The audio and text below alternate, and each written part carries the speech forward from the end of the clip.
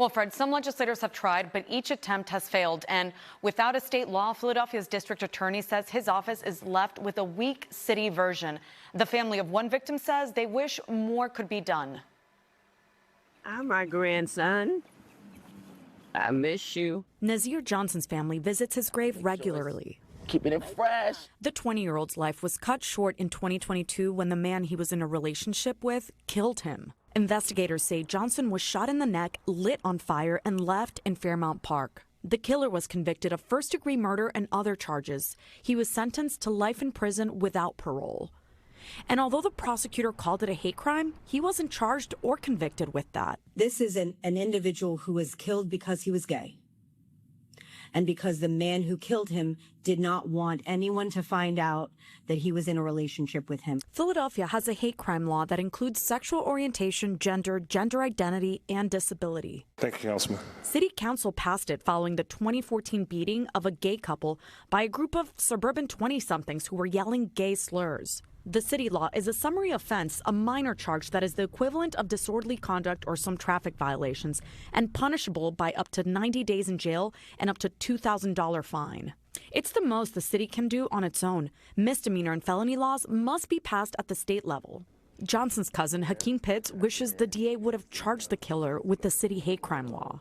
To not have that be named, it erases a huge aspect of who my cousin was and who he was proudly. District Attorney Larry Krasner says there could be a variety of reasons Johnson's killer was not charged under the Philly law. It may well be that it was just viewed as not a significant enough hammer to introduce any other issues into the case.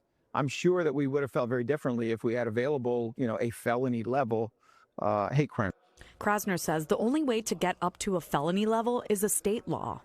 Pennsylvania is one of 16 states in the country that does not have protections for the LGBTQ plus community and its hate crime laws. City ordinances have a status that, in general, is not nearly as strong as state law. PA's version of a hate crime law is called the ethnic intimidation law. It adds further penalties to crimes done with, quote, malicious intention toward the race, color, religion, or national origin of another individual or group of individuals.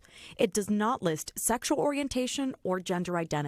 Some state legislators, including Senate Minority Leader Jay Costa, have tried changing that. Making certain that we recognize that hate crimes have a broad spectrum of folks who are impacted. The most recent attempt in 2023 passed the Democrat-controlled House. The bill got stuck in the Republican-led Senate Judiciary Committee, headed by Senator Lisa Baker. We asked to speak with her and Senate Majority Leader Joe Pittman, but neither responded. Instead, a spokesperson for the Senate Republican caucus sent us a statement that says in part, federal, state, and local protections already exist to prevent discrimination on the basis of gender identity or expression. We asked for the specific state statute referenced in that statement, but have not yet heard back. Philadelphia police shared with us that since 2022, officers have made 31 arrests for hate crimes with bias towards LGBTQ plus people. It's unclear how many of those resulted in charges. The DA's office says it doesn't track those stats. Bright, radiant. Pitt says the city and state need to act for the community's protection. It is incumbent upon legislators, individuals, to also deal with the unnamed, right, and internalized, because it's homophobia. Senator Costa and other Democrats say they plan to reintroduce the hate crime bill this session.